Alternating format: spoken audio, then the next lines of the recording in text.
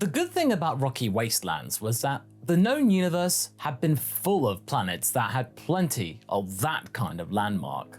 A place where no one would ever think of disturbing the Emperor of the universe in testing his limits. His mechanical limbs felt heavier than usual, and that was due to Kikuno further improving on whatever was installed in them by those Earthlings. And to his big surprise, he discovered there had been no tampering, which would at least give him an excuse for their recent failure on Earth. He closed his eyes, trying to summon that feeling once more that he had previously experienced, of almost being able to reach that next evolution. At first, he had the plates and wires reassembled into his fifth form. They had been well adjusted to do just that.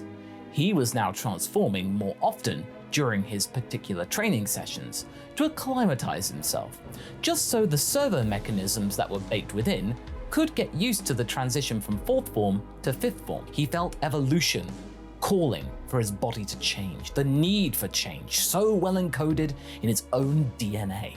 He roared with might, allowing his already swollen muscles to grow even further. And then he saw smoke, heard some sparks, and a lot of alarms began to blare out. Curses, he thought, not this damn thing again. His own body was still too powerful for his cybernetics to handle, despite everything his technology had given him. Maybe if he had gotten some of the technology of that Earthling freak, Shoro he was called, he could maybe keep it stable. But for now, for want of a better expression, his body was leaking power by the bucket load, and that was quite annoying. It felt like a roadblock on his own path to power, halted by imperfect solutions. Now, he didn't blame Kikuno for all of this. To his knowledge, no other members of his own species was on the cusp of the discovery that he was about to discover himself. He heard some distorted communications going down. Did it work? He heard Kikuno's voice, but it was barely distinguishable due to all of the glitches that were going down, his internal mechanism starting to fry. He turned his head towards a small bunker, barely visible on the horizon, where the likes of Sauser and his main scientists were busy hiding from the eventual blast zone that could possibly occur after this transformation had been successful. They were understandably being safe. I think we need to change the manner of our approach. I'm not sure what you are saying, my lord. There are seemingly some disruptions on the line. Can you repeat yourself? Coola sighed and flew in front of the bunker so that they could see his damaged prosthetics and he wouldn't have to bother describing them. Luckily, the brain-enhancing parts were still safe. At least one thing was still working. That doesn't look like a new form. Are you alright, Monsieur Coola? Is there anything the matter? No, he wasn't feeling okay. He was feeling annoyed. He commended the efforts of his right-hand man and his chief scientist all the same, but this right now was simply not going to work. Maybe for a lesser being, but his power could not be contained like this. But the technology of the Empire wasn't just cybernetics and spaceships. They had to think much more differently. Kikuno, I think we've seen enough. I already have some ideas about future improvements. I'm sure next time it will work. I said enough, Kikuno.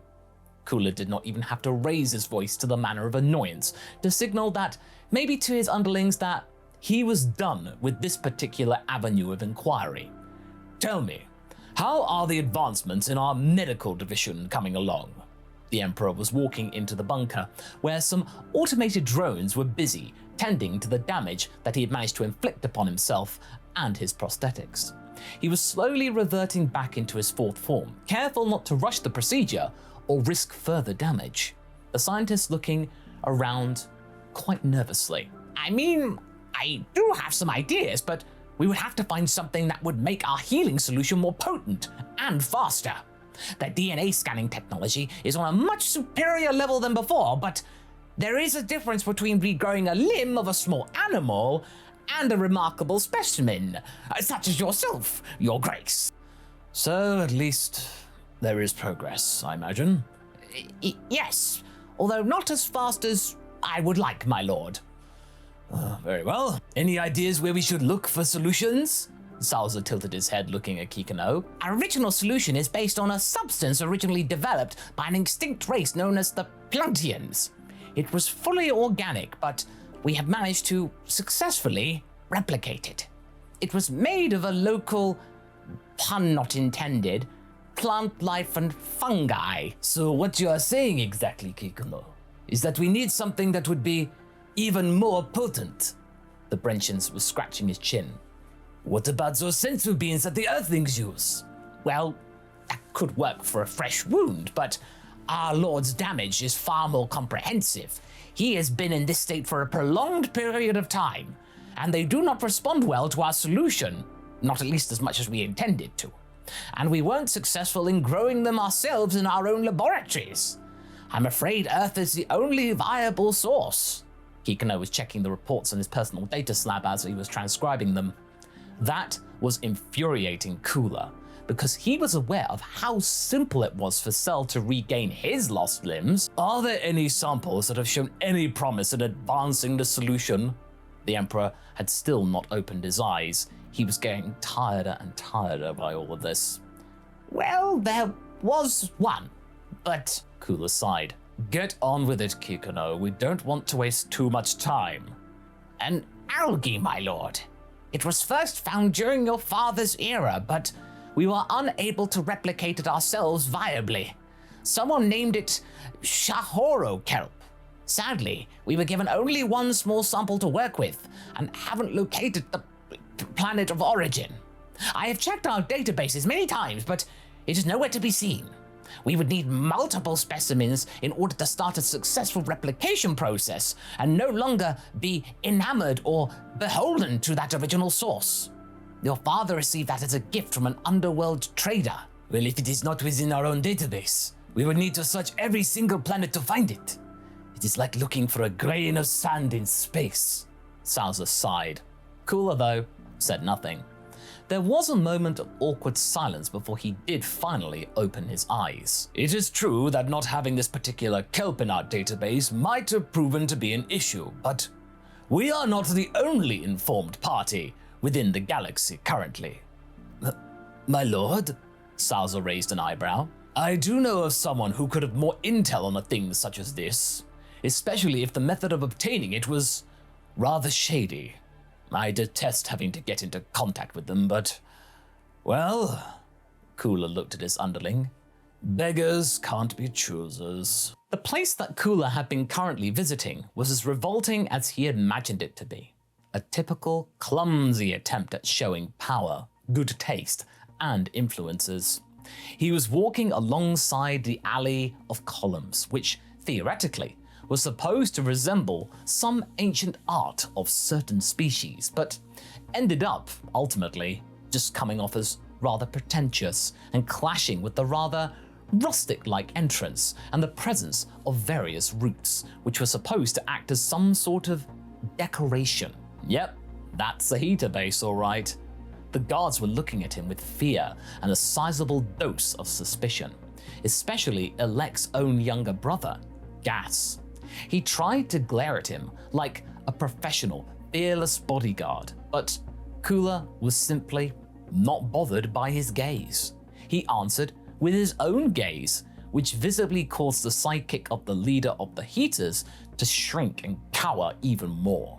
He was scared, as he should be, though he did still try to seem tough and more professional than he truly was.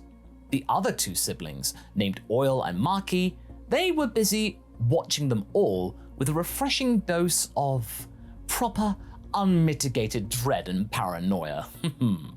Coola liked that. Elec, however, was sitting on his pathetic little excuse of a throne, with a wide smile, watching Coola's entrance. It is a great honor that you have finally decided to visit us, Your Highness. How can loyal servants of the Empire aid your cause? His voice was soft as honey, but the Emperor knew that he was a shrewd opportunist, looking for any slight sign of weakness in his guest. Spare me the pleasantries, Elec. I'm here to make business, if you still remember how to do such a thing. Coola just passed gas, who got rather stiff and nervous, making him seem like a cardboard cutout of himself rather than an actual being. His leader seemed unamused and didn't drop his friendly facade. Ah, of course. My emperor is very direct. This is refreshing, as both your brother and especially your father liked to enjoy a little bit of small talk. So, what sort of business do you have in mind? Coola simply passed the data slab over to the leader of the Heaters, not engaging in any small talk at all. This algae my father received many ages ago from some underworld trader. I need to know where it came from. Elec looked at the screen and compared it with his own personal device. Is that Shoro? You don't see that often in this side of the galaxy these days. Aside from medical purposes, it does have other uses. Technically, something other than medical. The Heater leader smirked. Of course, give it to the races of the galaxy to turn something useful into a drug. Coola was disgusted by all of this debauchery.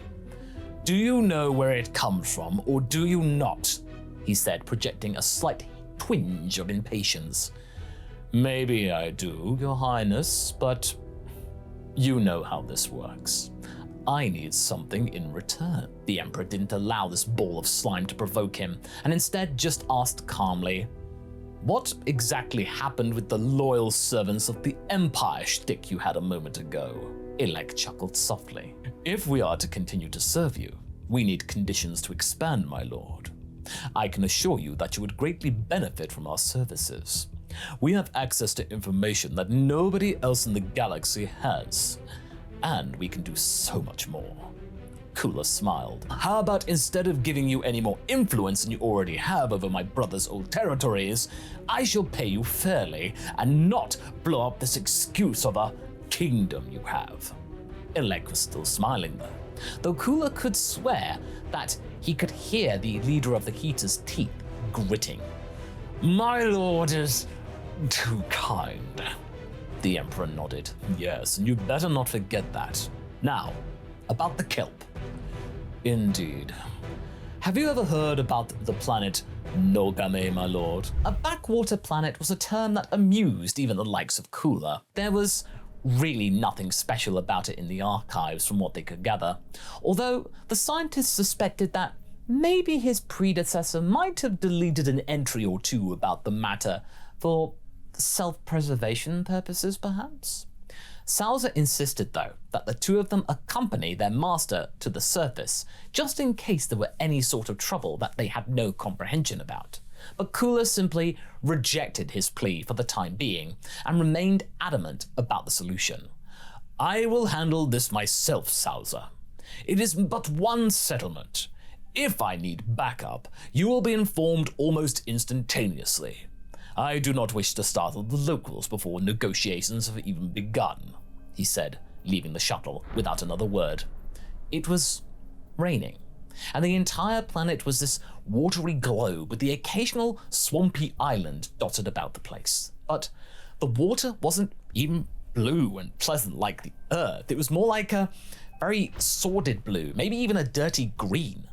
Their scanners had also shown it to be much less densely populated than they had expected. Still, he had coordinates from Elec, and he was hoping that the Heater leader wasn't sending him on some kind of intergalactic goose chase. However, he would have no qualms in blowing up his base on the way back, just in case he had pulled a fast one. After hours of flying, he finally saw the location. Calling it a settlement was ultimately a little bit generous. It was a single house, with several smaller ones dotted about the location, most of them overgrown with local flora, almost degrading by the second. As he landed, he moved towards the biggest building and decided to knock on the door. Like a peasant, he thought, but as recent events had shown him, diplomacy can yield good results in the right circumstances. He could hear some heavy footsteps from the other side of the door, and after a moment of awkward silence and tension, he could only hear an elderly voice. Go away! There's nothing for you here! Irritating. The old fool simply didn't know who he was talking to. Well, it was never too late for a little lesson. I don't think you are aware of my true identity, my friend. Allow me to introduce myself. I know damn well who you are. I had dealings with your kind before, and I don't plan on having them again. Go away! Your presence here is not wanted! Coola tried to remain calm, but it was considerably hard to face such insolence. So, if you are indeed aware of who I am, then you will know I will have no issue in turning you and your premises into ash. Maybe your entire planet if you do rub me up the wrong way enough. So I would suggest you cooperate. Otherwise, we might both do things that we will go to regret. Well, I will. Maybe not you. Be my guest. There isn't much that hasn't been taken from me already. I don't really care. The old man was so annoyingly stubborn that the Emperor considered simply punching through the door and grabbing this irritating oaf by the throat. Well, I mean, if it even had one. He took a deep breath. No, this was not how an empire with a new rulership should act. If this geezer was adamant enough to defy him, this was almost respectable in the weirdest way. For sure, it was more refreshing than Elec's false bootlicking. Coola sighed deeply before continuing. We might need to reach an agreement then. I can maybe help you. I am seeking Shahor kelp, and you will not be bothered again if you provide me the location, or better yet, a sample. There was a pause, silence, and then the sound of unlocking the door came about. It opened with a loud creak, and behind them was an incredibly old creature, resembling a humanoid turtle with a long green bushy beard, which on itself was weirdly kelp-like in of itself. Same goes for the tail, which had been gently tied to the old creature's shell. And why would the Emperor of the entire universe need pathetic little algae such as that? While he was old, his gaze was certainly sharp. Lesser beings would have been intimidated on the spot. Coola, though, was simply surprised with the intensity on show. We have been led to believe that it could benefit our medical solution quite immensely, help us with our technological advancements. The old creature looked at his prosthetics and finally, after another awkward pause, spoke again. Only advancements? Coola hated beings like this, insolent. It almost felt like they were drilling through your mind trying to get what they wanted. I am seeking this to heal myself. I was led to believe that this could help me recover my lost appendages. That is all. The turtle-like hermit shook his head. Now this is more of what I remember. Your kind never did anything for a wider scope if it didn't include themselves. My kind would usually rip out your tongue for such insight, exclaimed Coola. That's why we are still talking. You are slightly different from the last one. More direct. If you talked to a tall, horned person in a cape, that would probably have been my father. He is no longer with us. The creature looked at Coola with his bloodshot eyes, then turned his head around and sighed. The name's Gamri. Come on in, Your Highness. If you are willing to bargain, first, you need to hear a story. And with a hesitant gesture, he invited the Emperor inside. Funny. A few years ago, he wouldn't have had the least bit of resistance to just torturing this beast into getting everything that he wanted. But in all fairness, his old logic almost brought him and his empire certain doom. So it couldn't hurt to hear what this Gamri fellow had to say. In the worst case scenario, he could question him in the old manner later. But that's where we're going to be leaving things for right now.